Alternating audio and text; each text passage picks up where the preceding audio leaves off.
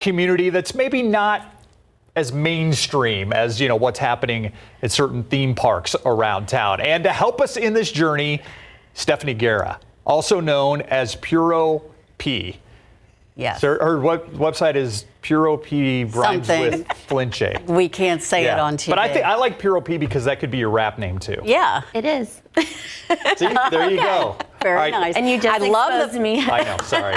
You sent us a little list in advance, and the one that caught my eye immediately, because I have great visions of this while on vacation. I'm sure tourists are going to love this. Tell us about the sidecars. So San Antonio Sidecars is a local minority-owned business.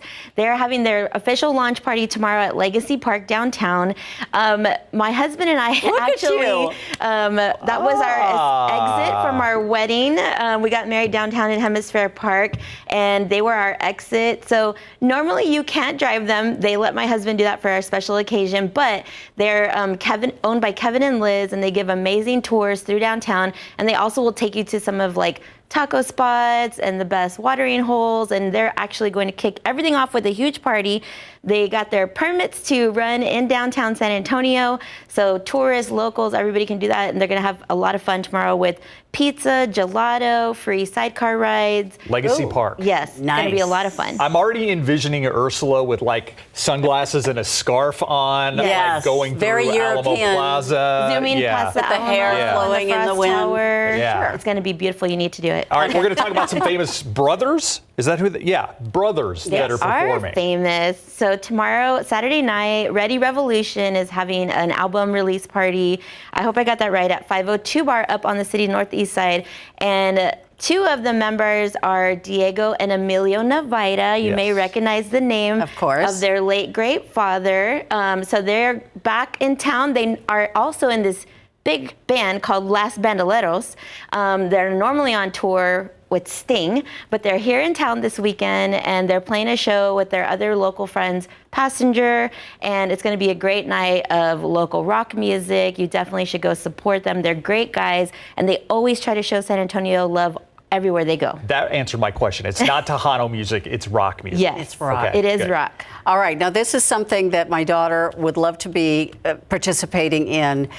45 Artist Studios opening up for a tour. Yeah, so it's the annual On and Off Fred Road tour. I don't know how many years they've been doing this, but I know it's been decades. So if you go up and down Fredericksburg Road on any day, you'll see art galleries, you'll see local shops, restaurants. But on tomorrow and Sunday, and then the following weekend, they actually all open up their studios so you can stroll in and out of them and take a tour of all the amazing local artisans. There's jewelry, there's galleries, there's restaurants, there's clothing studios, and it's a really, really fun experience, and it's free. And we're calling it Fred Road. Yes. The Fred Road Tour. And Ursula could do it in her Vespa sidecar. There you go. Okay, so then this weekend's really shaping up now. It's going to be a great weekend for being outdoors, enjoying all of the local stuff San Antonio has. All right, so she's known as a poet, but I personally know this woman can sing. Oh, yeah. I mean, she is a talented singer. I've seen her at a couple different things. I don't know what she can't do. Yeah. So Andrea Vocab, I know her as Vocab. I'm sure a lot of San Antonio does now too. She's our most recent poet laureate. She's performing on Sunday night with the Foreign Arm and George Garza Trio at the Echo Bridge. So I'm not sure if we ever talked about the Echo Bridge before, but down south off of Roosevelt Road on the river, there's a huge part of the Riverwalk with a bridge that is having concerts with the Echo Bridge Appreciation Society. So the musicians are on one side of the river and all of the fans are on the other, and it's this beautiful display of performing arts, music. They have lights normally. It's a really, really neat event, something that you don't see anywhere else in city. I've heard of the Echo Bridge concerts. I've never actually been to one. Well, I had no idea. This is a great idea. Yes. Wow. So they've been having a music series. They're hopefully continue for a long time. The ticket price ensures that we support them and that they can keep doing these shows with local and touring artists. All right, and a notable woman, which is important because it is Women's History Month. Yes. And there is a way in which you can spend some time really getting to know yes. some important women. So I'm glad we're almost at the end of it, but you should still celebrate it every day, right? Yes. Of Ursula, course. you're an amazing woman. We celebrate you here You in San too. Antonio. There is the Wacha women's film series. So a lot of people use the slang term wachale, like check something out. At Jaime's Place, it's coming back to Jaime's Place on Thursday, March 30th to celebrate Women's History Month with Latina Spring. So this is going to be a curated showcase of short films and different video documentaries that are all created by Latinas, by women filmmakers from South Texas, and they've all been created within the last 2-3 years, so they're recent films. It's a great way to support women filmmakers. I know San Antonio, with the Film Commission, tries to help us a lot. Go see it in the heart of the West Side. We have talked about Jaime's Place before. We all need to get out there. Yes. Right on the near West Side, but it's going to be an amazing film series, and that they bring out throughout the year also. Not enough attention is placed on these very important filmmakers. Yes, we need to give them money. So get out there and support. I just feel lucky that I'm surrounded by talented women, including on this set right now. The entire studio. Yeah. Mia's here as well. I know Mia. I could go on, but we only have a few minutes left in this newscast. So many amazing women, and thank you for always supporting us. Aw, boy's got a house full of them. It's always a pleasure, yeah. It's always a pleasure to have you on Fridays. A lot of stuff to do. I'm glad to be here. All right. Churro P, check out our new rap album coming out soon. We'll be right back.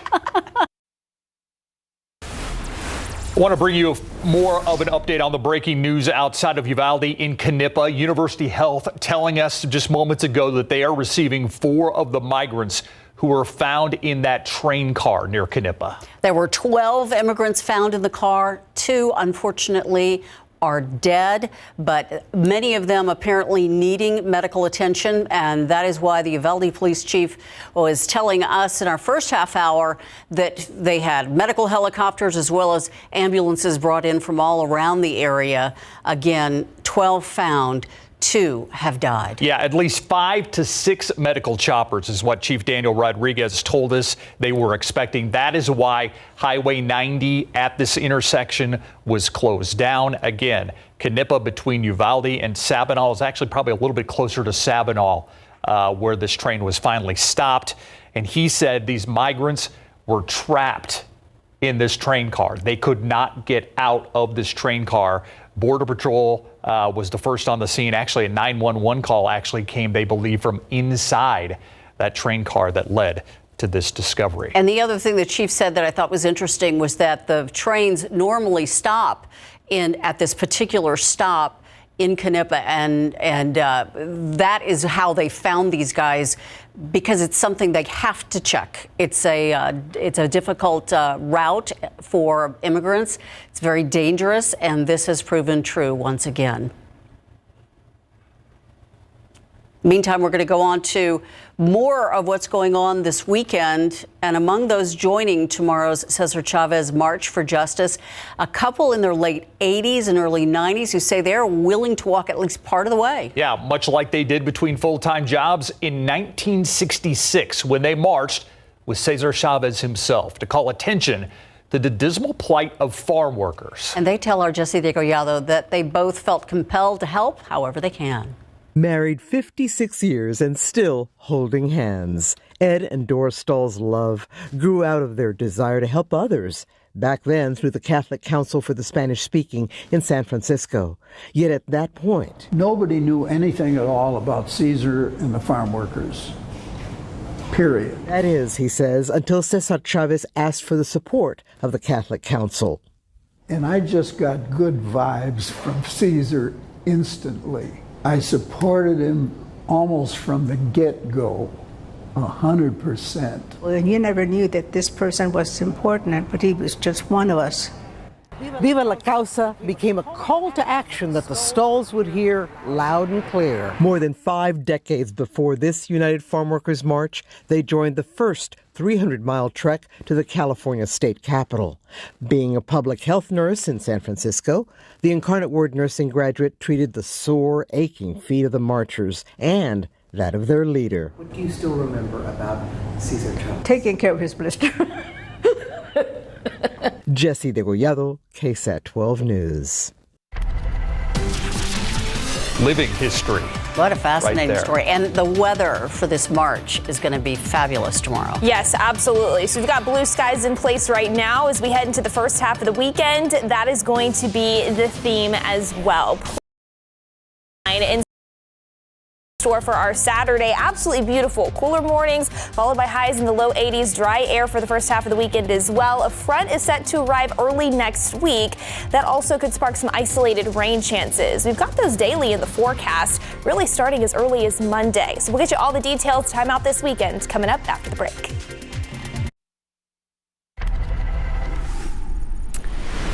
Time now for our 60-second recap. Right now, an investigation underway after U.S. Marshals shot and killed a man at a downtown hotel. The 46-year-old suspect was wanted for aggravated assault with a deadly weapon.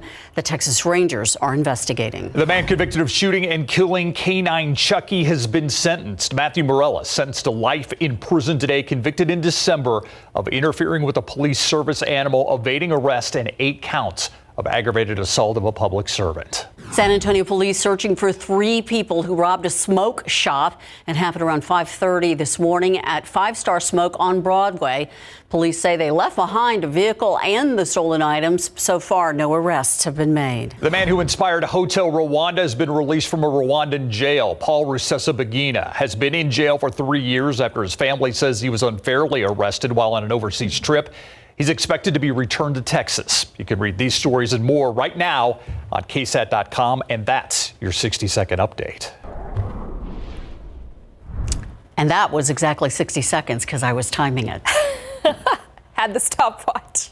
Oh, wait, you got I'm good. No, I must have hit the thing a little late because I was like, I think we went over, but I'm going with Ursula's stopwatch. All right, it is a beautiful day out there. One of the kind of days it's like, okay, come on, weekend. Yeah, let's get here exactly. already. Ready to kickstart the weekend plans. Yeah, that is the good news. If you have any outdoor weekend plans, the weather is going to be fantastic for those really as early as right now. For any Friday evening activities that you might be stepping out to, it is warm outside, but we've got the sunshine and the drier air, which makes it more comfortable out there as well. Check out this weekend forecast. Tomorrow, beautiful, plenty of sunshine, cooler mornings now since we had that front move through earlier today. Low 50s here in San Antonio, followed by highs in the low 80s, so a little bit warmer than where we should be for this time of year. But especially tomorrow with those lower humidity values and that drier air in place, it's going to feel pretty nice outside. Into Sunday, you can see temperatures are pretty similar out there.